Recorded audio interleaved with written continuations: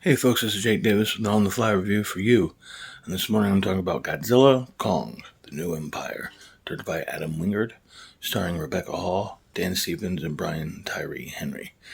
The whole setup here is after the events of Godzilla vs. Kong. King Kong's been exploring the hollow earth, searching for others like him, and when he finally does find another tribe of, like an army of warrior apes, he finds out that they're planning to go to the surface world and eradicate humanity and take it over for themselves, wanting to cause a second ice age or some shit like that. It's stupid. So, since there's too many of them for him to handle himself, he has to go back to the surface world and try to get Godzilla to help him.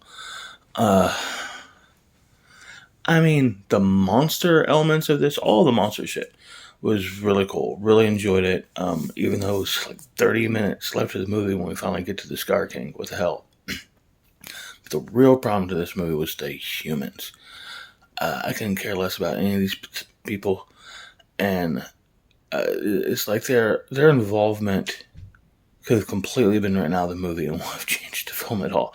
You could have made this movie without any people in it at all, and it would have been a better film.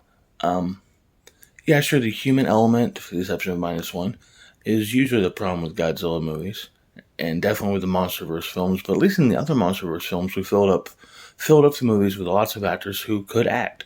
Samuel L. Jackson and Bryan Cranston and Ken Watanabe and fuck, even Brie Larson and Millie Bobby Brown are like stars. But it's just like this, like minimalist, just like 3 people you've ever heard of, and none of them are particularly big stars. Or super charismatic actors. And then what they do with the characters, Rebecca Hall goes from being a legitimate scientist in the last movie to now she's just a comedic TV overprotective mom. Brian Tyree Henry is just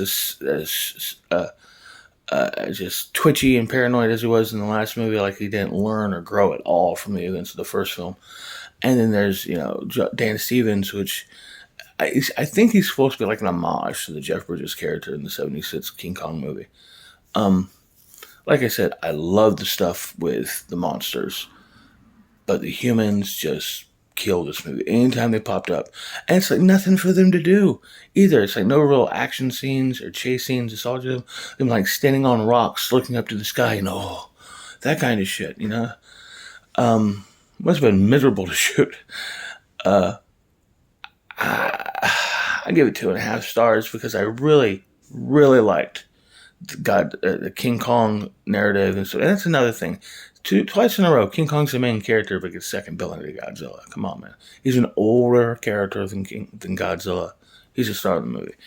But yeah, this is if you just want to go see a big, fun, loud action movie with King Kong, yeah, it's fine. But yeah, it's. At least it's not long. At least it kept it under 2 hours.